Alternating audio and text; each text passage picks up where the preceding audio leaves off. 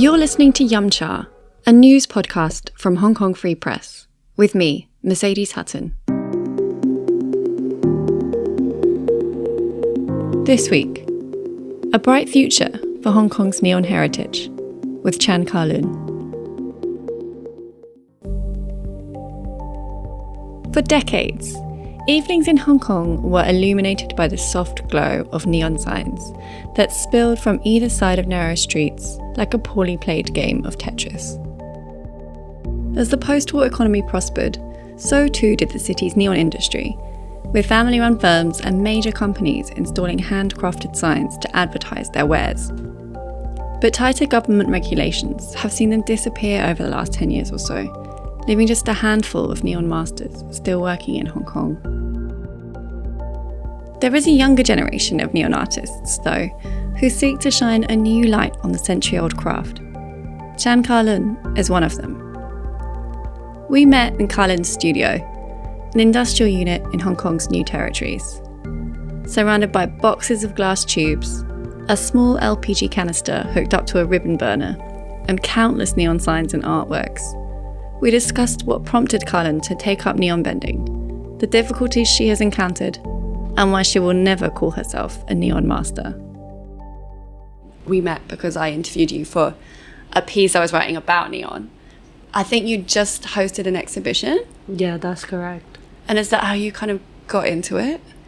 Yeah, back then in 2018, I organized and curated a group neon art exhibition called My Light, My Hood at Kong Art Space in Central. And then basically trying to demonstrate how different artists are portraying Hong Kong or a very dear neighborhood to them, and with an accent of neon, just like how neon is decorating our street as well.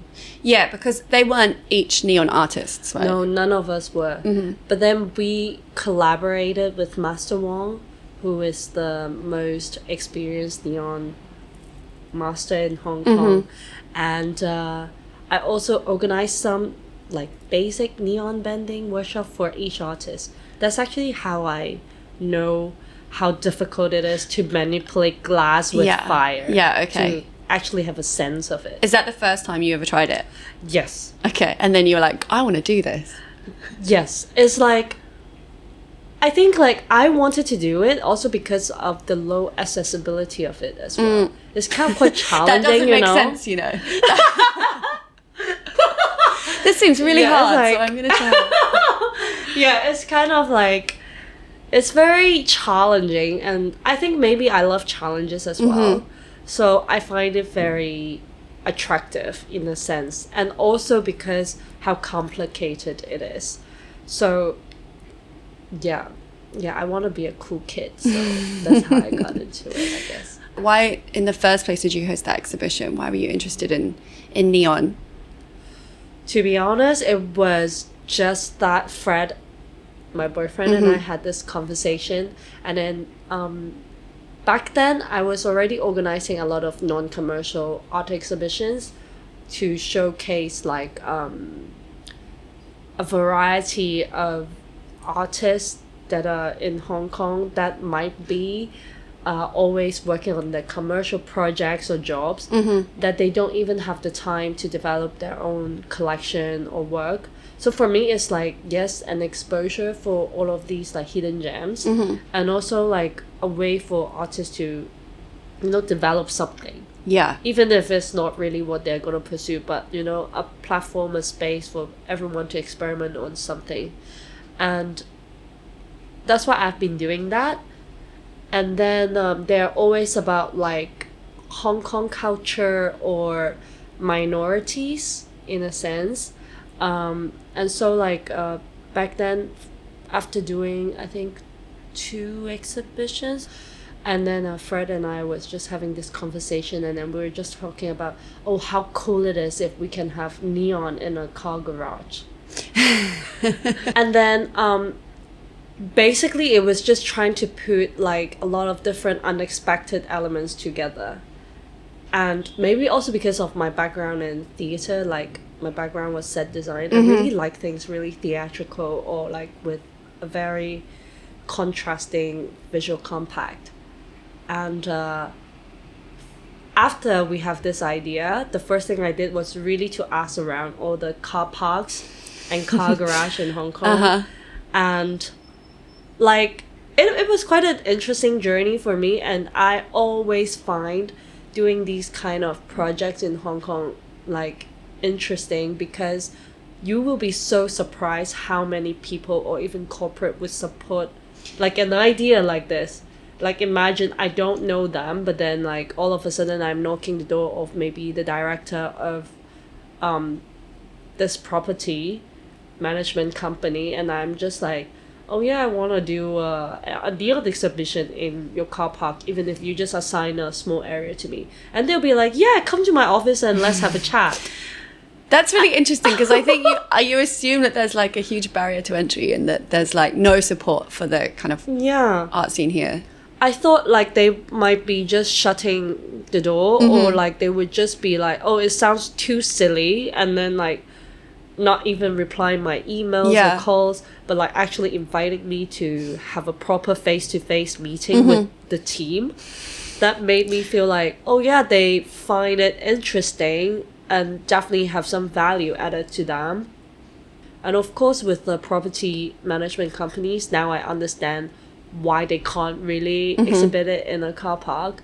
But then at the end, we did exhibit it in Kong, which I still love the idea of it, especially when it also has a turntable for cars. Yeah. I mean, it's so cool. It was a car park, right? Yes. Or is it still? No, it's not now. No. But it used to be. Yeah. So I'm very glad that I pulled it off and actually found a venue for it. Yeah. You believe in like bringing art to like everybody, rather than it kind of staying in like an elitist like white space. Is that right? I do believe that art for all. I think that's also from my background, because I do believe how knowledge or culture should be shared amongst everyone. And also like, even if it's not just art, something that I really believe in is that museums or exhibitions, they can draw people from different cultures together.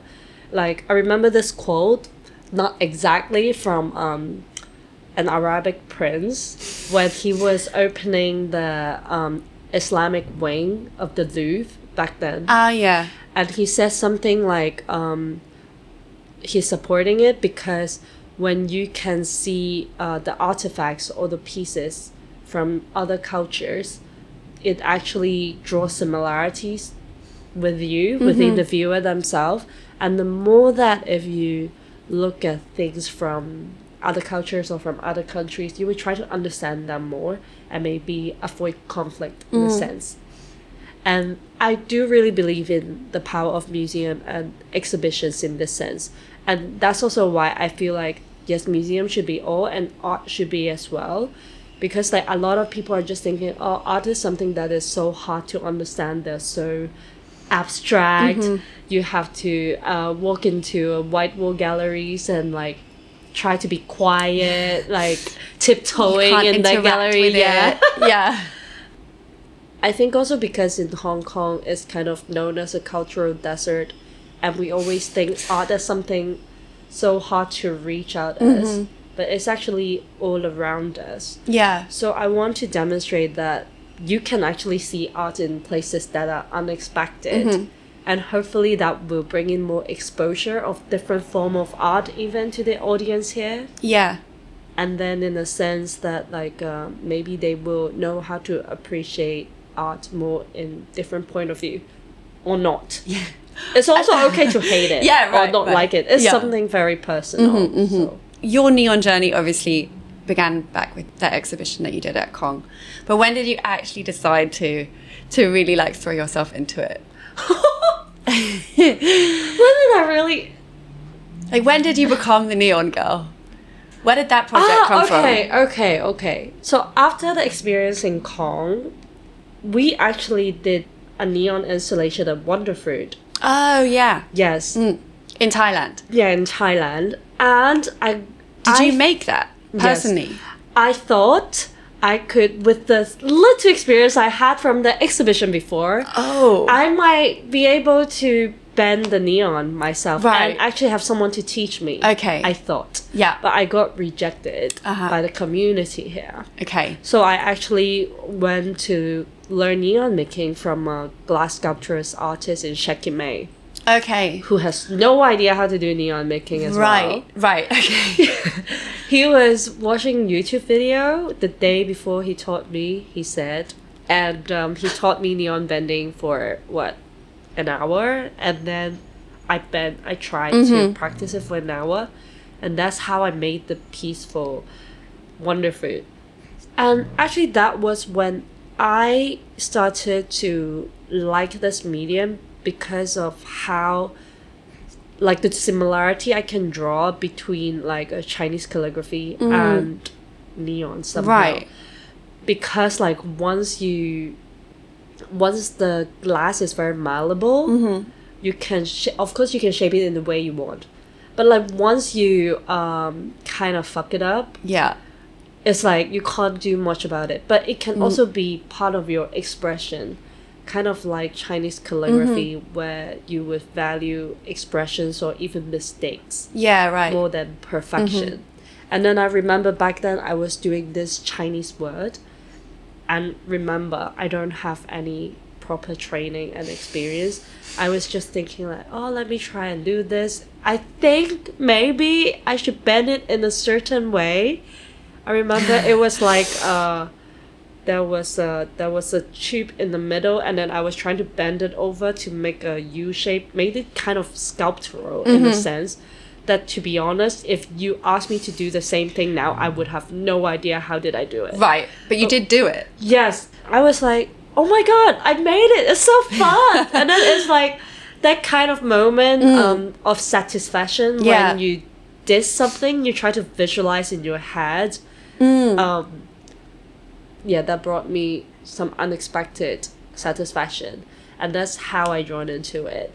And then after that, I really want to try and learn it as a weekend hobby, you know, like something small. And then like still I showed like neon vendors in Hong Kong like what I did, try to ask them to teach me. Again, I got rejected. How big is the community of neon? Very small. Right. How many do you think? I think there are less than 5 neon vendors. Yeah. Excluding me, I would never consider myself as a neon vendor. What you do is more kind of artistic and interpretive. Theirs is probably more commercial. Yes. So they would be really doing signs. Yeah. And then I am doing something more experimental. So like actually after the experience of Wonder Fruit, I feel very hyped up, and I saw this neon piece online by Studio Swine. Where are they based? I think they're based in London. Yeah. I saw this very organic shape of neon with some electricity running through it. And I was just like, wow, can you do that with neon? I've never seen that. So I asked the community in Hong Kong to see if anyone know how to do it or can teach me how to do it. And like no one can help me with that. And then I was quite frustrated, but like, you know, like it's just something that I thought it would be nice if I can learn how to do it. And then Fred and I went to Amsterdam and then tried to settle there 3 years ago before the pandemic. And then he wanted to give me a birthday present, and I was just like randomly saying like, oh, it would be nice if I can take a neon class here. And then he really tried to find a studio that is willing to teach me, and specifically on what I wanted to learn, which is exactly what Studio Swine did with the organic neon and sparkling electricity in it.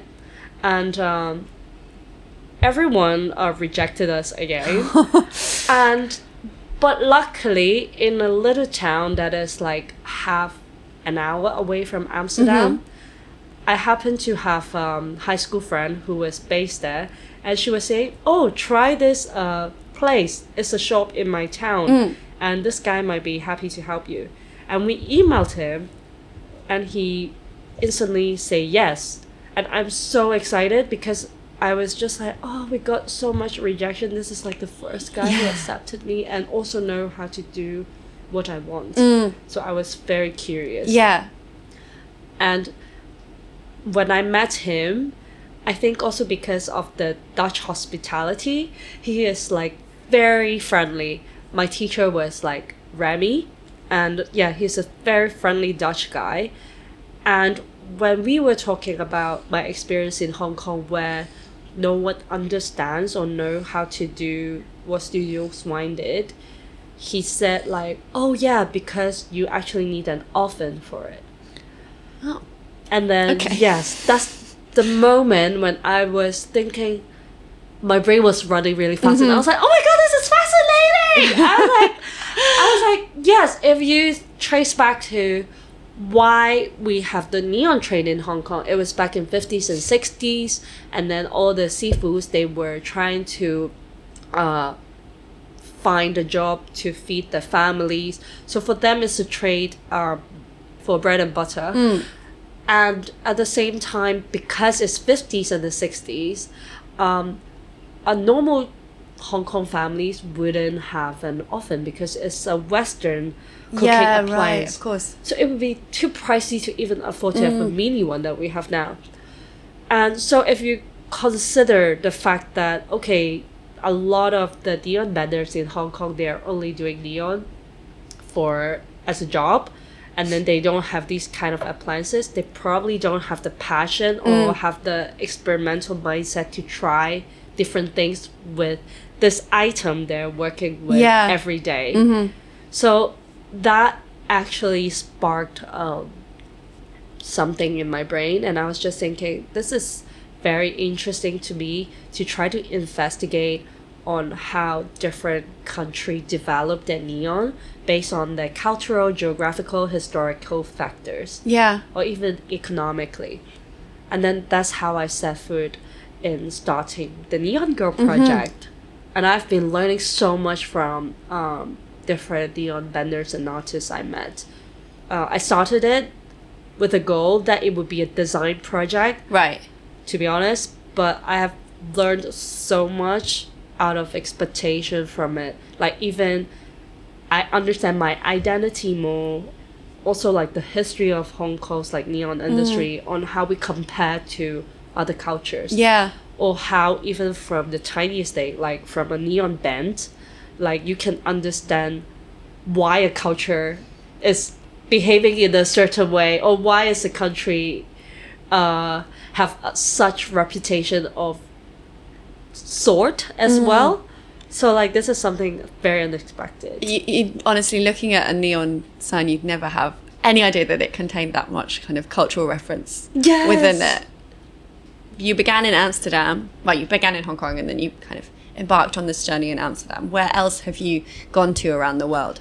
Yeah, so for this project, I have went to France and US, and also Taiwan, and I'll be going to Japan next. Yes. To finish it up. I'm very excited as well because I'll be learning from a female neon vendors there, and also from her master as well. So 2 generations of neon masters. Yes, from a culture that is very defined in the hierarchy and a lot of social codes and stuff. So I'm very interested to learn.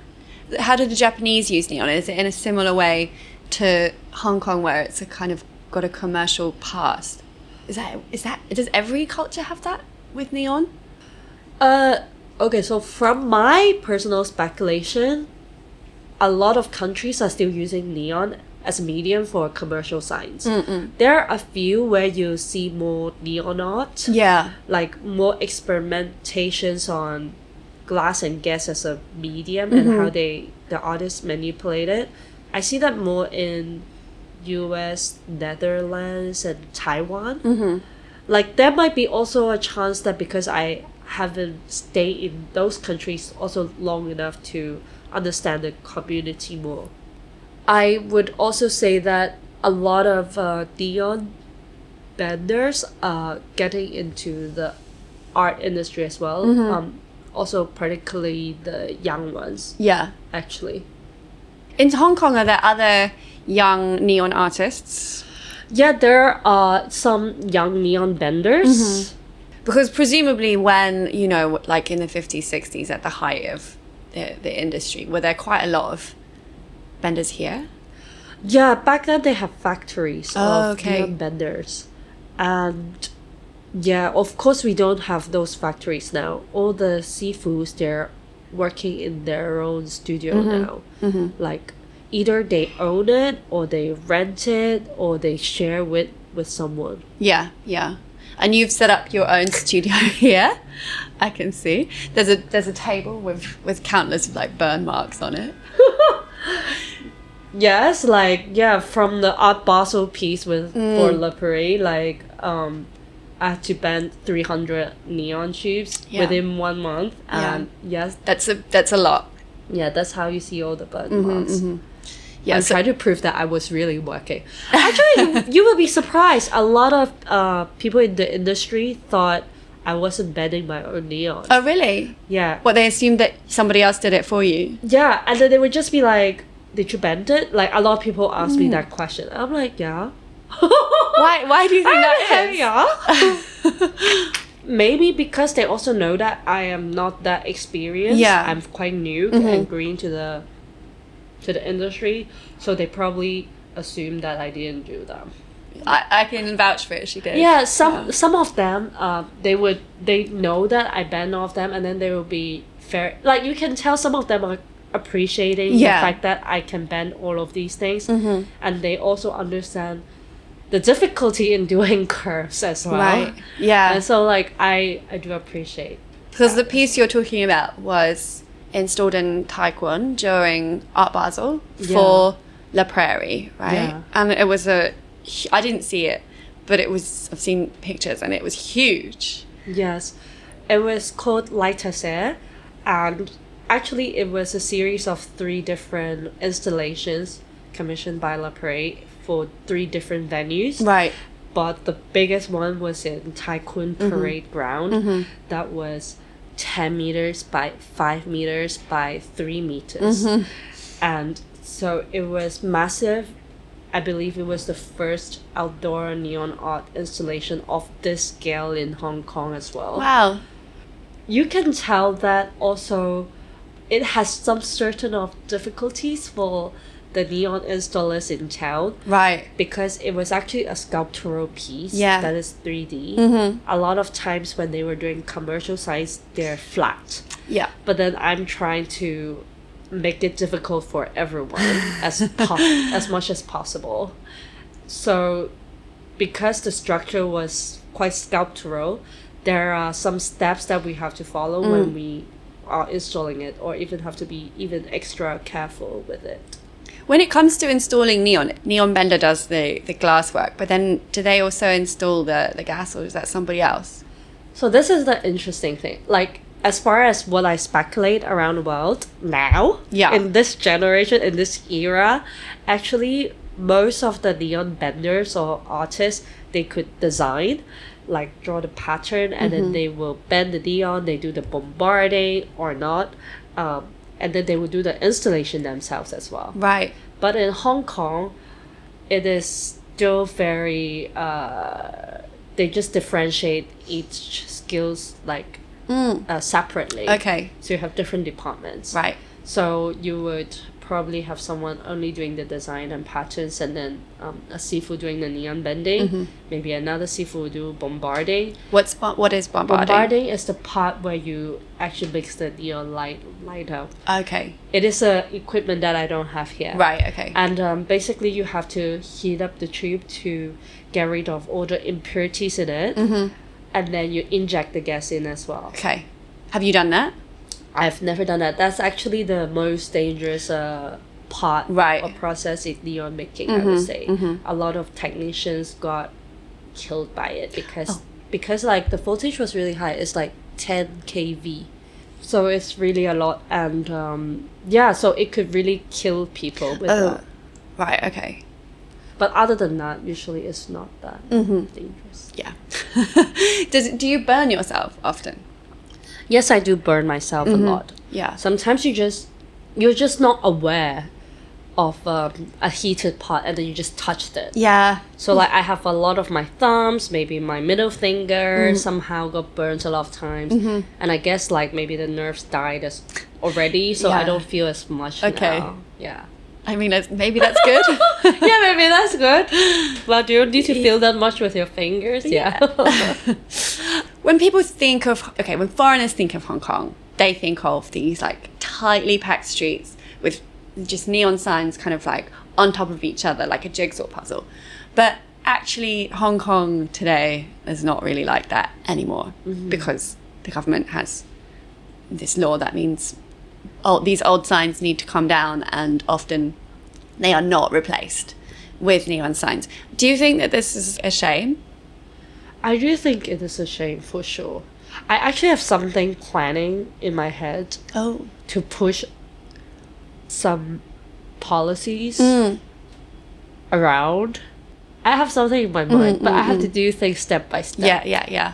So I'm trying, I have something in my mind planning for that part. Okay. Have you been accepted by the local neon seafoods here? I Do don't you think talk to so. them?